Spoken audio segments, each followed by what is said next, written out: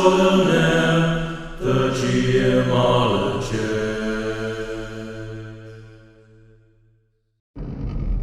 everyone, recording from my car like Daniel Norton and Jason Hobbs do. Not an original thing. Sometimes Jason Connerly does as well.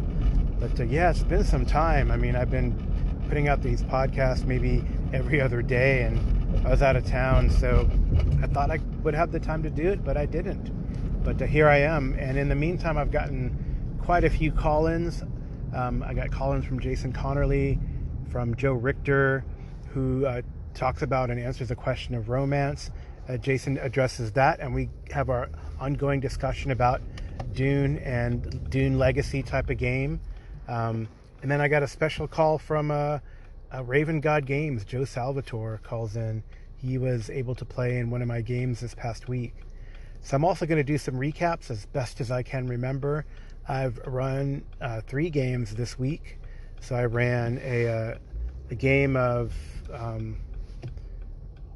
early in the week, I ran Twilight 2000, the 4th edition incarnation of that game.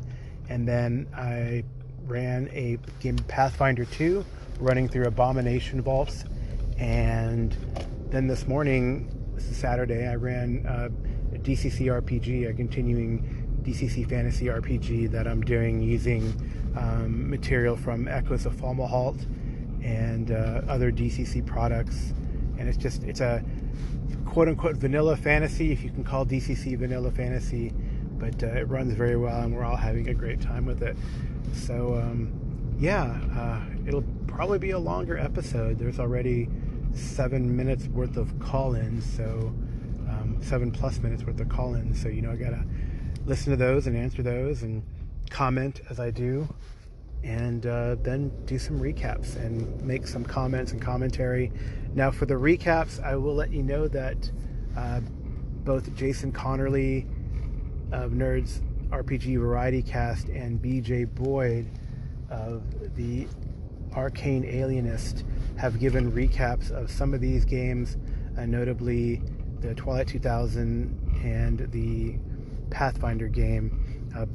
So you can go to their podcast and listen there from the player's perspective.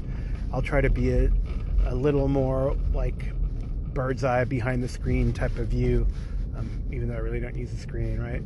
So hopefully these are more enlightening about what goes on and what the GM knows versus the players. But definitely go listen to those podcasts, and then I'm sure they'll have a recap of this morning's session as well. So anyway, I will talk to you next. So first up is going to be Jason Connerly, so pay attention.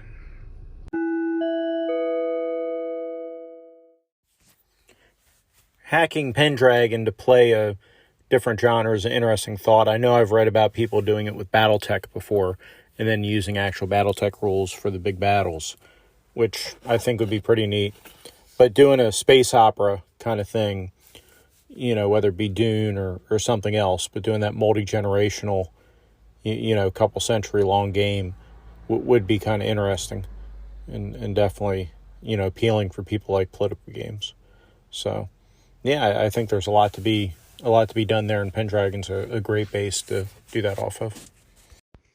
This comment is a follow-up on the comment left in the previous episode by the Arcane Alienist BJ Boyd, and suggesting using Pendragon to do domain play and house play, big picture play, using in the Dune verse.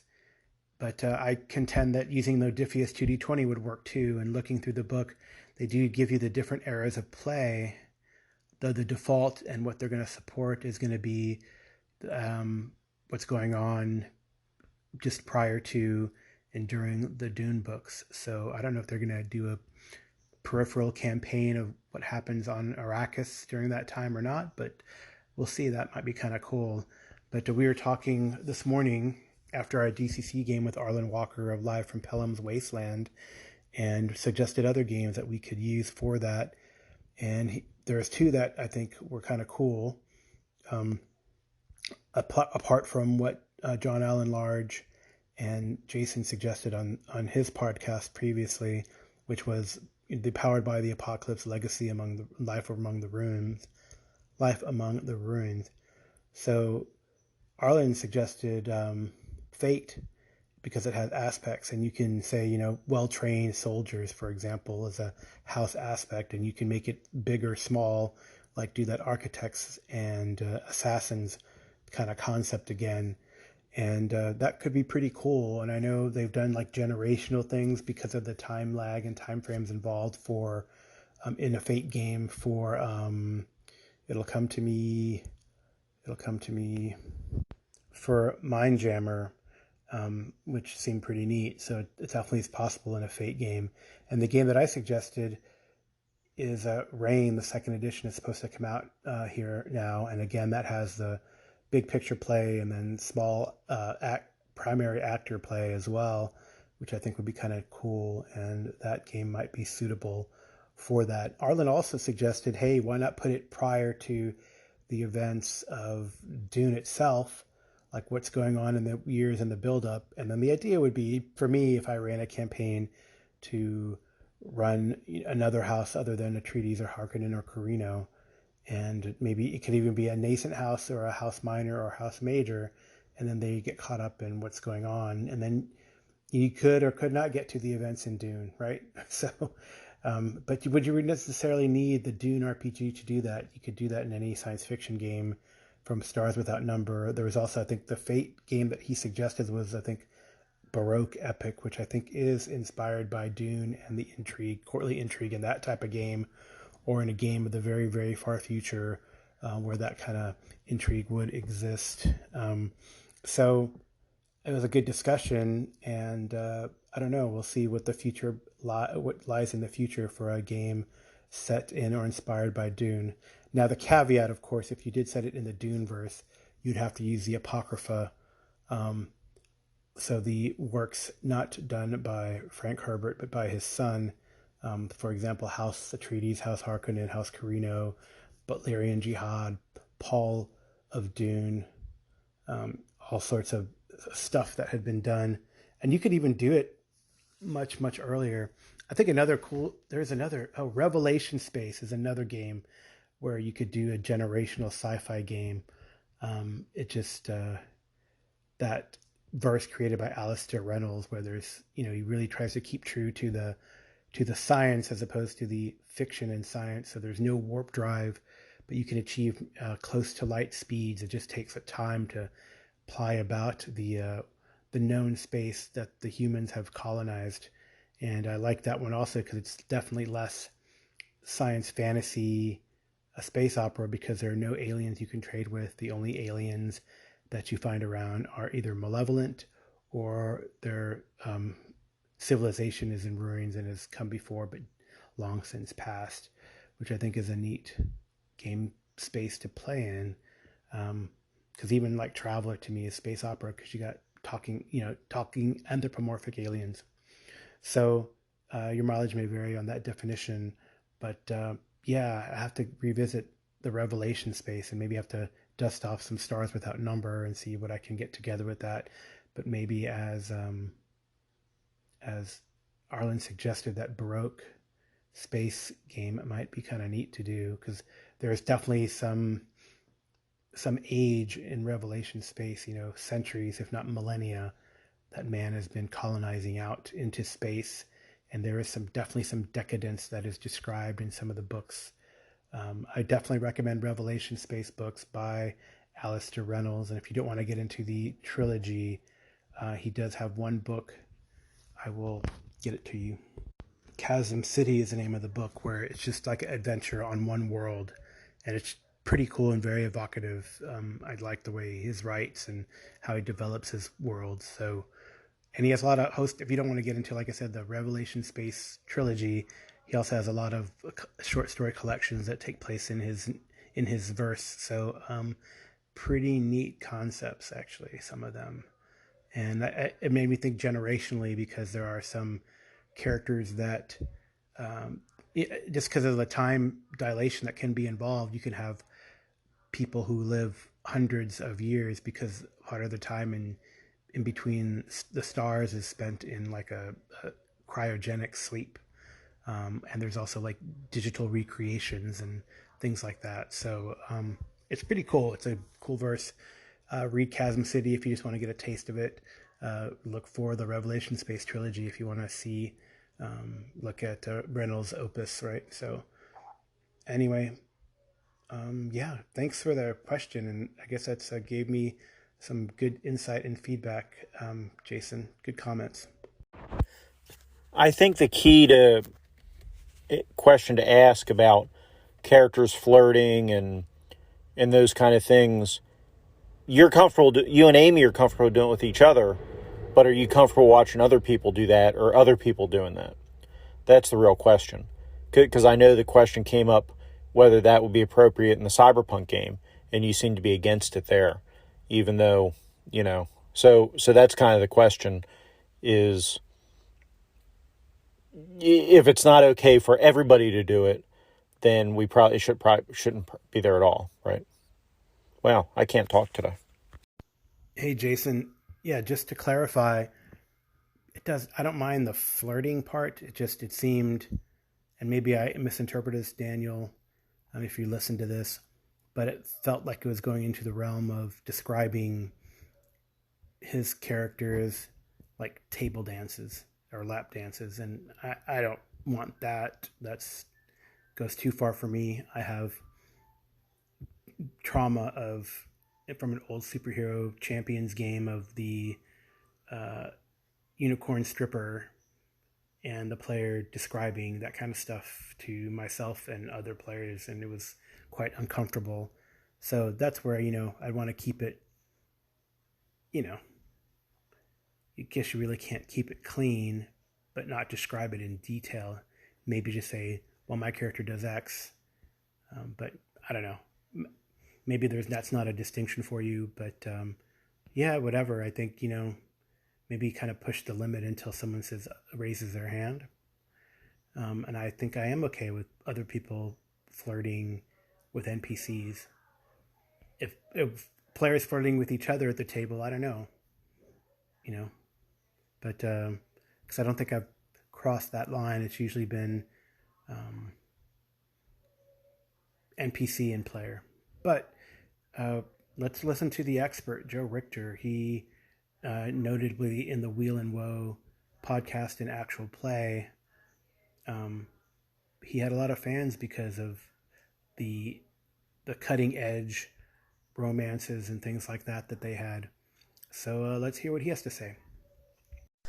Hey, Carl. I'm riding the exercise bike right now, which is sort of fitting for this conversation on romance that we're going to be having because I'll be breathing a little hard. But yeah, I do run romance at my tables for both the boys and the girls. I will, if they start flirting with an NPC, I will absolutely flirt back, and we will take things as far as they want to take it. And as far as doing that in an actual play, yeah, I think that was one of the reasons why the people that liked Wheeler Woe, that's why they really liked Wheeler Woe, because we were just a little bit different, But yeah, in the Wheeler Woe campaign, one of those relationships actually turned into the NPC actually got pregnant. This was with one of my male players and his male character and a female NPC. And he didn't plan on that. I didn't really plan on that. I left it up to the gods, aka the dice. And it just happened. And it ended up turning in to this plot point because he was a gnome. He had gotten an orc pregnant. So what was that baby going to be like? Plus, he was a magical gnome, and she was a badass orc warrior. So started getting called Super Baby, and then she got captured because the bad guy Empire maybe wanted to check out this Super Baby. And yeah, it was a really fun, interesting stressful, introspective character arc that you got to be really careful about. You don't want to spring that on just anybody. But then, yeah, so the group that I play with, my home group, up until just recently, was made up of a married couple, a boy and a girl, and another boy that I play with. And, you know, it's always interesting when either one of the married couples starts flirting with an NPC, and then I start flirting back right in front of the spouse. But, you know, we're all good friends. We have a very open, communicative relationship. Everyone knows it's just part of the game. There's been all sorts of sexual shenanigans in my games. But like I say over and over again, that's absolutely not for everybody. You have to have a very special bond, an open bond, and just make sure you're constantly communicating to make sure that you're not crossing any lines, that everybody's comfortable, nobody's feeling left out or jealous or anything like that. So yeah, it's really fun. It adds a whole new interesting dynamic to the game, but it's sensitive, right? Pun sort of intended. You gotta be gentle with it. You can't force it. Yeah, and as with romance in the real life, it's all about consent. Anyway, man, that's it for me. You got a lot of calls talking about me today. That's awesome. Peace out. Hey, Joe, thank you for that. I don't know if I can add anything to like your instructions and caveats, not caveats, like how to put romance into your game. Because I think, like you say, you know, you need a good rapport and bond with your players. There needs to be some maturity. I mean, you don't want it to dwindle into like, you know, was it like letters to Penthouse and Hustler type things, right? You want to keep it mature and adult, not juvenile and frat boy-ish. So I think that's great advice and direction for putting that into your game. So thank you for that, Joe. We could definitely have a whole episode on this kind of stuff. And what I thought was interesting is I love your idea of the sort of, you know, legacy play. And I was kind of thinking in the back of my mind of that in the Call of Cthulhu game that I'm running with Amy. Like, what if her and the NPC that she, you know, has been developing a relationship with, what if her character and this Mickey Harrigan guy, you know, get married and have kids? And then do they have kids or their grandkids? Like, I already thought, I was reading an adventure during my flight, and it was like, oh man, this would be kind of cool for Keiko Kane's and Mickey's daughter. But then like, oh wait, that would be in the 50s, so granddaughter, grandson, in a more modern age, maybe even great grandchildren. Could you do a legacy Cthulhu game? That'd be kind of neat. I think, like, as far as like reproducing and rules for that, I know Pendragon had a table that you could do during the winter season. There's like a phase, winter phase, I think is what it's called actually. And you could, you know, you would check to see how your land did. You check to see if you were married, if you had children. You check to see the health of your children. You check to see how your stables were doing with your horses and livestock and stuff like that. It was actually a pretty neat little subsystem for Pendragon, and you could definitely do that. I think in the only thing that I can recall is the 2006 book of, it's called the Book of Erotic Fantasy, had rules for getting disease, sexually transmitted diseases, and for reproducing if your character did, you know, sex acts and things like that. And I think the Book of Wild Darkness had rules for BDSM. So there you go. I don't know. They're in the rules somewhere, and you could track them down if you want. I think those books are out of print. And of course, the authors were shamed for writing these types of things. But, you know, players sometimes want that in your game. Like you said, Maybe that's makes it more realistic, because that's kind of what happens. It's not the sort of sterile, we all meet to, we don't just go to the tavern, decide we're going to go to a dungeon, kill a bunch of stuff, and bond in that sort of way, and then go home. Well, maybe some people do, but bonds can be developed. I mean, that's what you read in the fiction, right? Bonds develop during these traumatic events, and you can become more than friends in these types of games. And I think that does help with it making it more realistic, because I think that's what would happen. We don't just go out into the dungeon and go back into our little box. Maybe some people play it that way because they'd rather not get into the realities of it, but some people do, and I think that's cool. It makes it a more mature and fun game, and you kind of got to do that. So next up, we got a call from Joe Salvatore, and after Joe's talk, then I will jump into the recaps, because Joe it's a good segue.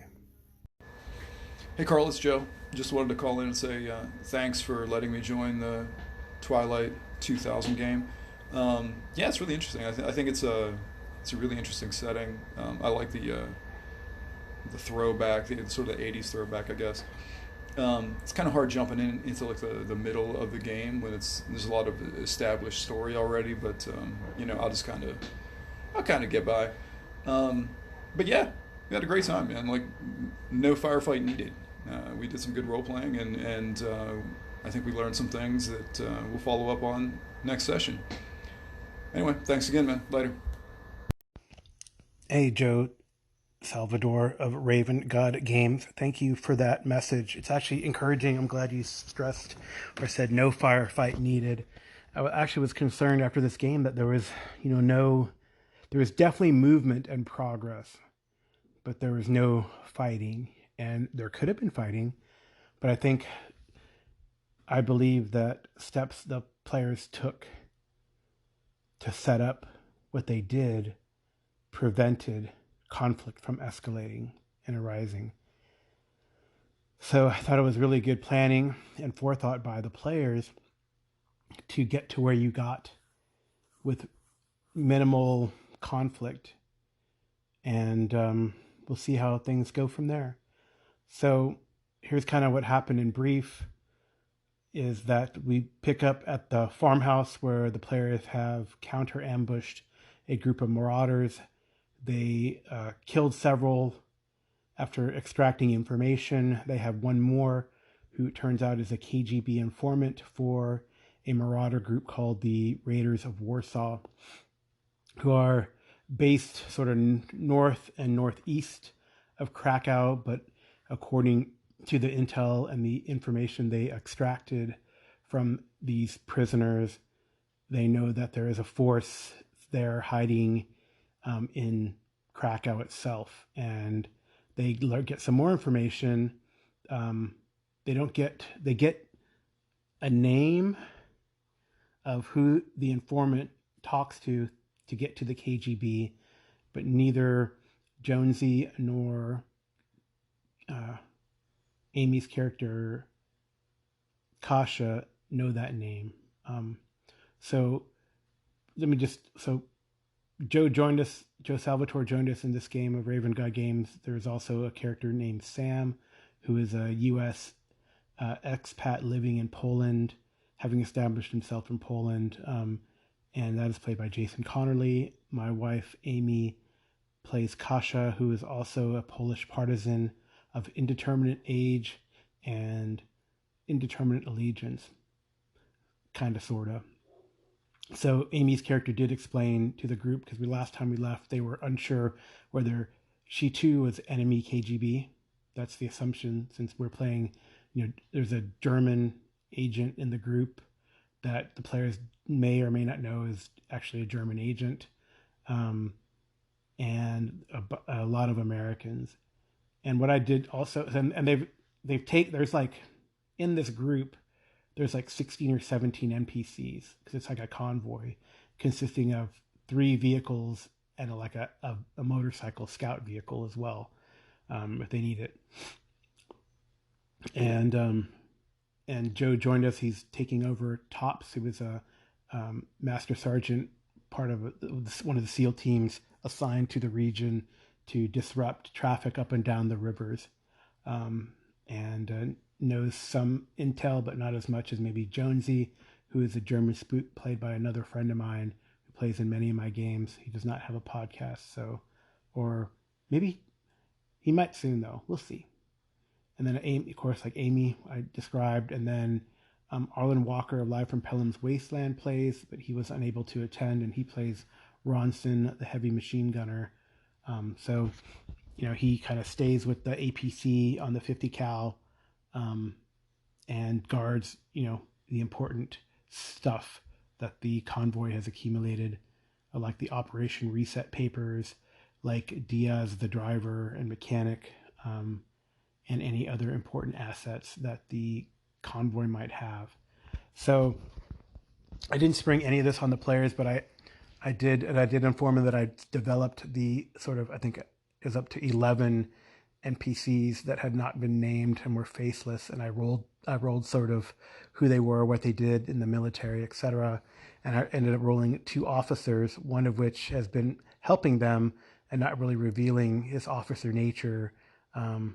And maybe some people know he's an officer, but he hasn't caused any problems or pushed his authority, right? The other officer I decided has been one of the ones who's kind of out of it because he's recovering from typhoid. So he hasn't done anything either. And then there's also a couple rangers and sergeant types that are in the group. But, by default, Tops is sort of the leader in charge. And then the civilians are kind of running the show in a way, which is interesting. We'll see how far this goes. But there is a possibility that when the lieutenant who was sick comes to, he might try to assert authority. But we'll see. I think Joe had mentioned that Tops might have to teach him some religion. I don't know what the exact phrase that he used was, but it seemed kind of cool that they're anticipating it and ready for it, although I didn't want to spring it on them just as soon as I had made that roster. And one of the players who plays a Sergeant Grunts, who is a ranger also, has really done a great job of getting the roster together and making us little tokens for the game. So it's pretty cool that we'll have that information. Anyway, the Jonesy and Kasha did good cop, bad cop on the last prisoner and got some more information. They decided they were still going to go to Krakow, but they did not take they did not take the whole convoy. 2, they did not take the children that they had rescued. They did not even take this informant. They left him there under guard. And they only took the pickup truck. And it was in the pickup truck went Jonesy, Tops, and Kasha with Sam driving, and Grunts with Sam driving, and Tops left his signature SEAL sniper rifle and grabbed one of the AK-74s or one of the, and same thing with Jonesy, he grabbed an AKM. Grunts, even though I asked, the player said, no, I'm going to keep my M16. So, but they're all dressed in sort of civilian type clothing. They're trying not to call attention to themselves. So they drive to Krakow, and we did a really long and I think important information and role-playing session when they got to the first picket. I'd asked them how they're going to approach Krakow. I gave them some choices on which road they could come in from the main road. So it was pretty cool. They went to they saw and were impressed by the fortifications. They went to kind of like a battalion HQ for the northern part, guarding the northern part. And they learned, so in Krakow, there is the Rada, which is the civilian governing body, but also the police force. And they've heard now and again that this leader is crazy. There's the Ormo, which is the Polish, I think, 8th Army remnants that have decided to stay in Krakow to guard it. And they have a lot of power. And this is generally who are at the checkpoints and things like that they approach. So Jason's character and Kasha did really well. All the other players were compliant when they were asked to leave the pickup truck. No one caused any trouble. No one really cared or noticed that one of the players had a American weapon. All the characters can pass for Polish, especially if they don't talk. So Kasha and Sam kind of led the discussion and talk, and Sam negotiated and made friends with Piotr. I can't remember his last name, but Sergeant Piotr, who was there at that northern checkpoint.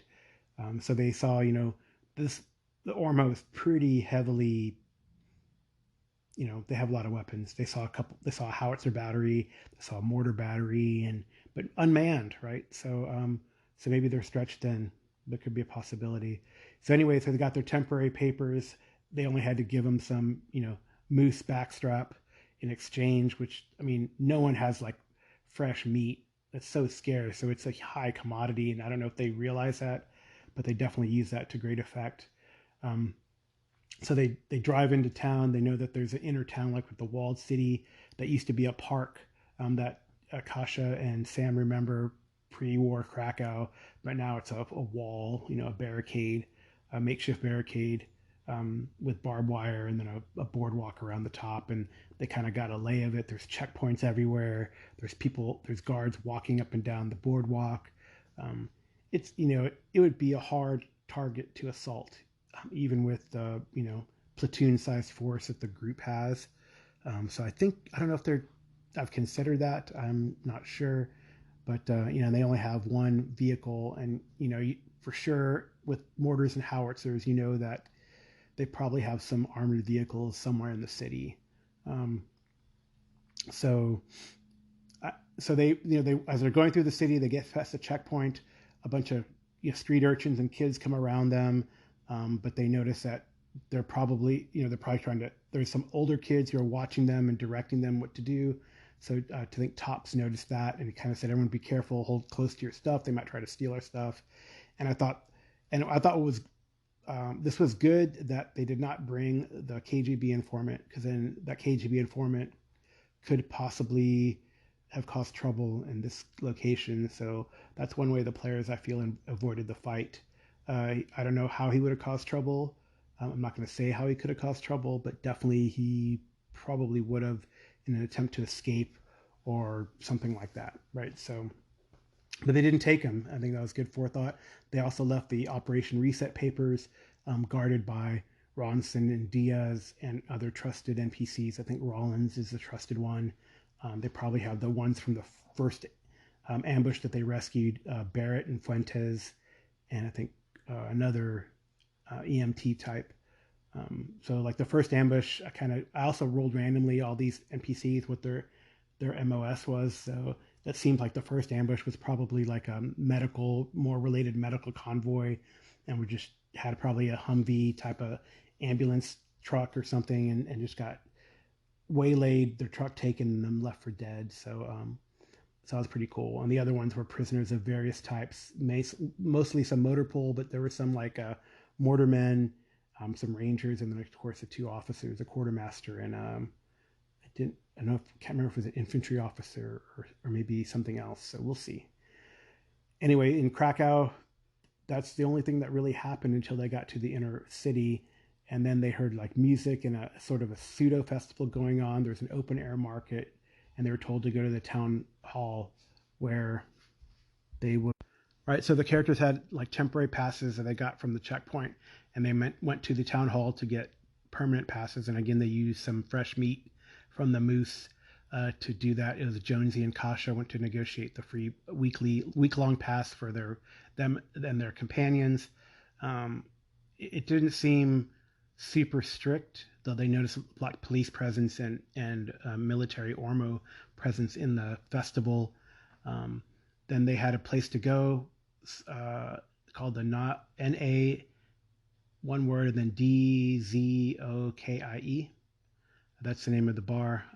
I don't remember what that translates to, honestly, off the top of my head.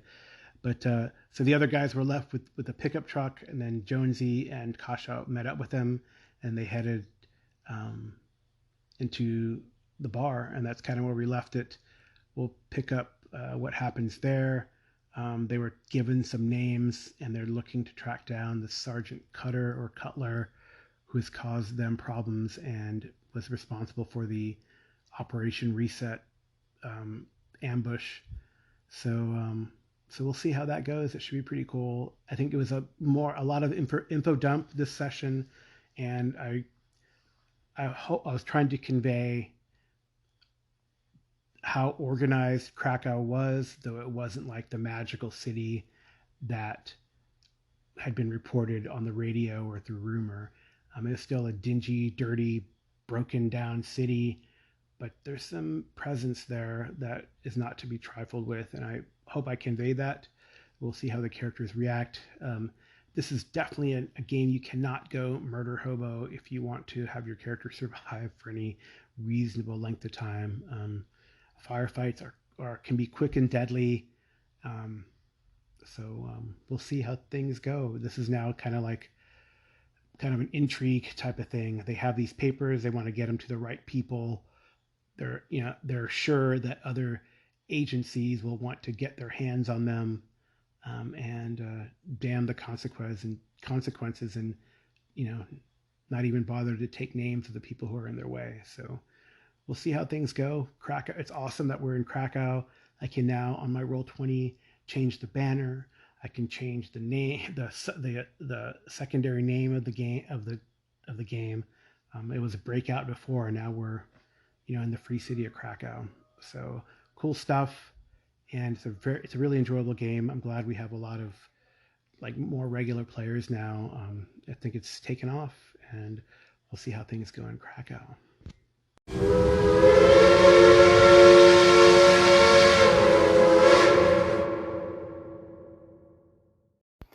The second game I ran this week was our ongoing and recently started Pathfinder 2 game, Abomination Vault. So in that game, the participants are, among others, Jason Connerly of Nerds RPG Variety Cast and BJ Boyd of the Arcane Alienist.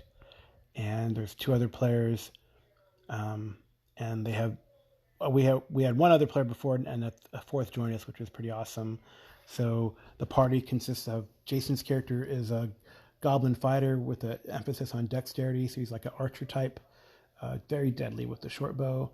And BJ is playing Dr. Felazar, who is a wizard who's interested in flesh warping. So we'll see how that turns out. Apparently the second part of the Abomination Vaults describes flesh warpers and all that kind of stuff. So as they get up in level, I'll give that information to BJ unless he already has it, and try to figure out how that's going to progress. The other two players do not have podcasts, but one is playing a dwarf, an anvil dwarf,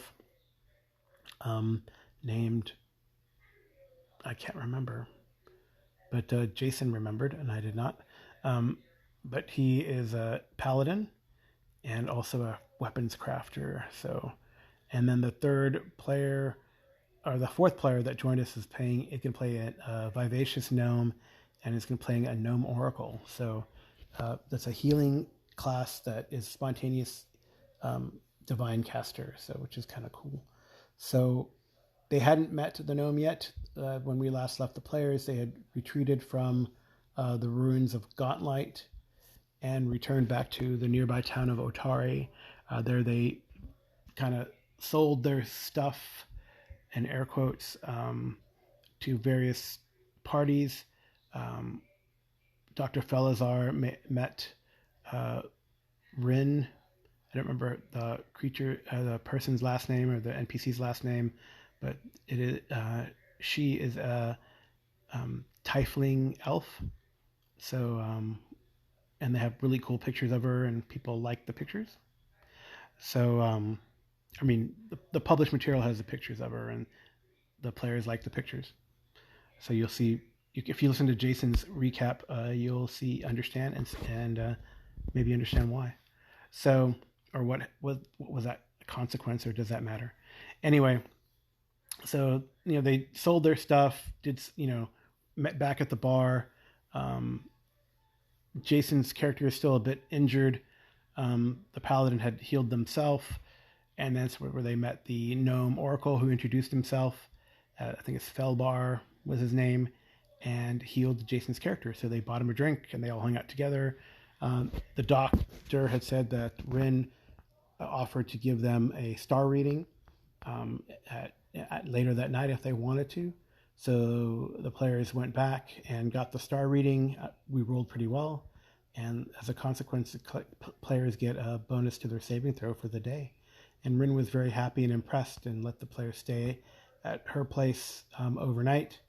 And then the characters returned to Gauntlet and noticed a few that the Mephlets had changed a few things, including like a deadfall trap, or at least the dead body of a Mephlet would fall into a pool, and who knows what would happen. Maybe it would explode. I don't know. They didn't test it because Goblin in the Hood the group saw the guy, and as soon as they saw them, before he could react, a Goblin in the Hood shot this guy in the face with an arrow, and he fell back, and the trap did not drop. Then they kind of went into the ruins itself, retraced their footsteps until they got to this place where they knew that this Mephlet had been hiding out. They noticed this sort of statue with a mace, and Goblin in the Hood repaired it, and they took the mace, which turned out to be magical, which is kind of cool. And then behind the door, the dwarf, I want to say its name's Chromac, but I could be wrong, heard voices, so they kicked open the doors, got off a surprise round, and then proceeded to destroy a leader of the Mephlets, several other Mephlets, and the pet Sol-Gufid, one of those sun spiders, giant sun spider things. So it was a pretty long. The fight wasn't long per se. There was a lot of moving parts, but it was a pretty brutal and gory fight, at least for the bad guys. Jason's character, the luck continued, and you can hear it again on his podcast. He describes it a lot better and in more detail than I do. Got some crits, but also got a crit fail. So, but took down the boss in 2 shots. The spider was not alive soon after, and with the dwarf holding the line, the other Mephlets couldn't hurt that dwarf. Were frustratingly trying to stabby. The dwarf crunked a few, and Goblin took down a few. Even the gnome got into it and killed one. So with Dr. F used his sleep spell, took at least one out with that. So, and then Lightning Arc was pretty effective too. So they did pretty well.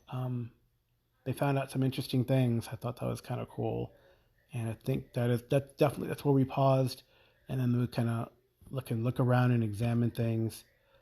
I dropped the parcel of gear from the room into their character log, so we can look at that and discuss what to do about that after. But it was a good session, just getting the hang of Fantasy Grounds, and it's been a while since I've run Pathfinder 2, so it's not always quick to figure out what the rules are.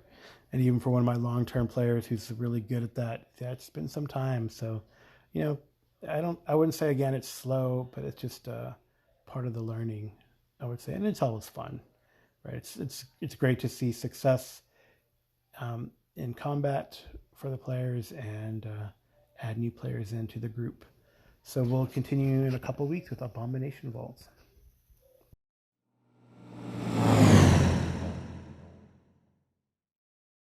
This morning, we continued our DCC fantasy game. The players are the usual suspects, it seems. Jason Connerly, who plays Idris Khan, a wizard. Then we have BJ Boyd, who plays Burnfried, a priest, and a cleric, and Arlen Walker live from Pellam's Wasteland, who plays Ardath of the Thrice Cursed Sword, who's a warrior. We have another player who plays a dwarf who was not able to make it, but that's the composition of the group. So with the 3, we continued, and using the 4th as an NPC, sorta, we continue the assault on this castle of Sula. And yeah, so when they kind of took a breather as they got into the first room of the castle, and they heard chanting and peeked in and saw all these plant men dancing, and led by a green hag who was chanting. So, and these creatures were so absorbed in their antics that they did not really hear the assault that was going on, nor when creatures fled or were turned into here and just started dancing or got caught up in the frantic antic of the chanting and dancing, that they didn't notice the players.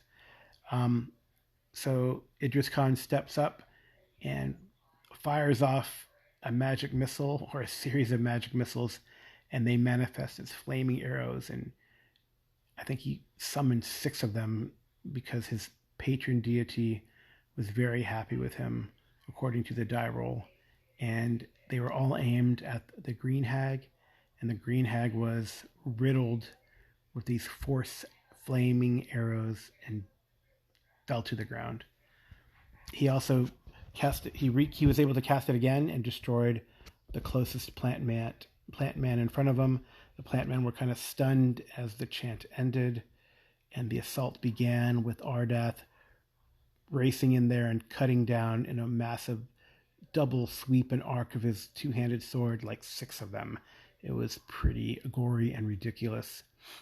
Bernfried runs in there and backs up, and the fight is on with these creatures assaulting them and them hacking them down.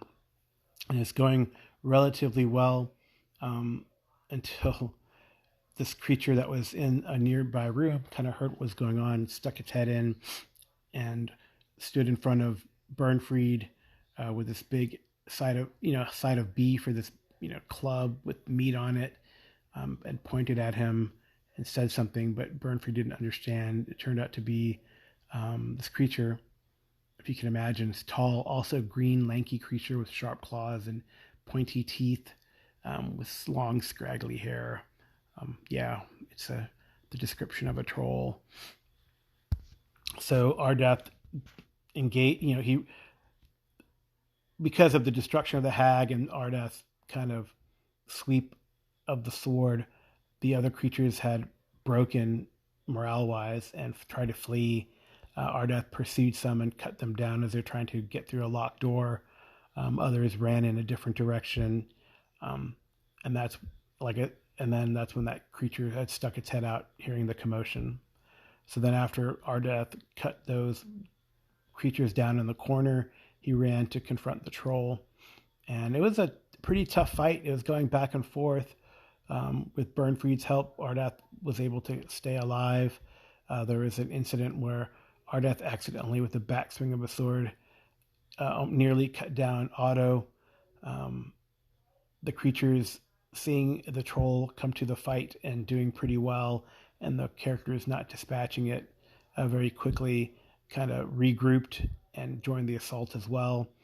And then it wasn't until a well-placed color spray or a double color spray shot by Idris Khan, who had run around the battle, realizing that the troll was healing itself or regenerating each round, to the fire in this fest hall to get a flaming arrow ready just in case. But when he got there, he decided, well, now it's time for a color spray, and it worked very well. He blinded and knocked the troll unconscious, knocked several of these plant men unconscious, and the fight was over, just like that. And they finished him off. Ardath cut off the troll's head, kicked the body into one fire, and went into the kitchen and dropped the head into boiling water to destroy it and melt it to nothing. So, or maybe he tossed it into the fire. So they found some interesting things in the cleanup of this. They're pretty tapped out after this fight, in a way. So they found a key ring. There are 2 cauldrons. One cauldron was kind of weird and seemed magical, had dancing figures on it, was of a lighter material than the cauldron with the meat stew in it. And it was also this cauldron with the dancing figures had green stuff coming out of it. So they dumped the contents, which was a bunch of plant material and bones. and then took it with them. And they went into the next room, which was like a tower room. They used the keys to go in there, and there was a grate in the middle of this tower room, and they saw that another, like a larger troll, was under there and kept captive. They tried to talk to it, but it really just wanted to try to jump up and grab them and eat them, though it couldn't reach because the pit's like 30 feet deep or something crazy like that. So, yeah. So anyway, they also found another thing. They found like this. They saw this in the feast hall. They saw a painting of a woman who they'd thrown like knives at its face, and one of the knives seemed in better condition than the others. So Idris kind of pocketed that one or put it in his belt. And behind, he found a small niche, but it had been emptied. And there was some writing there, haha, you're too late. And now the three have become two or something like that. So another interesting thing happened in the tower room. As Ardath was exploring it, these swords that were on the wall animated, but it was not a fight at all, really. I think Ardath destroyed the swords in 2 rounds, so no big deal. They're curious about the troll, and like I said, couldn't communicate with it. And then they holed up in there just to rest for a while. And after destroying something like 50 of these plant men over the course of the encounters, the assault on the drawbridge, and then the anteroom or the foyer of the castle, and now this vast hall and kitchen. And they also, I thought the cool thing is the cauldron, they took it with them and put it in this room, overturned it on the grate, and the captive troll down below could lick the drippings, I guess, as they fell down into the pit. And they were able to recover. At some point, maybe after they recovered and before dawn, as they had healed up and stuff, they heard a lot of commotion. So they know outside of the door are more of these plant men and maybe a troll or two waiting behind. And then someone spoke to them and said, return the cauldron and I'll let you go, even though you killed one of my sisters. So it seemed like presumably one of the hags is out there waiting. So, they healed up. They tried to identify the items, the 3 magic items that they found. They actually found this comb of some sort on the first green hag that they destroyed, and but they couldn't figure out what these items were. The knife, the comb, and the cauldron being the most magical. So that's where we stopped. They're trying to decide how they're going to approach this, what they're going to do, if they're going to bust out of one door or the other. Are they going to try to free that captive troll down below or what? So it's pretty cool. It was a really fun session. The combat went really smooth and things flowed really well, pretty much. So I had a good time. And that's DCC Fantasy. It's a really enjoyable game. I kind of like what we're putting together here. And I love that the characters have like a goal now. We're going to take this castle, sure, but we want to find a way to get home. Idris keeps giving Burnfried a hard time. Why did you take us through here? Can you fix the gate? So, yeah, it's pretty cool. Pretty cool. Oh, Burnfried did not try to make googly eyes at the green hag. There was not enough time because Idris killed it in like 1 shot. That's it for this show. I again want to thank those folks who called in. Jason Connerly, Joe Richter, and Joe Salvatore. Really enjoyable games this week. I've had a good time. And thank you all for listening. So music is by TJ Drennan. I hope you enjoy it. And here's the full-length version of The Geomologist Presents. Oh,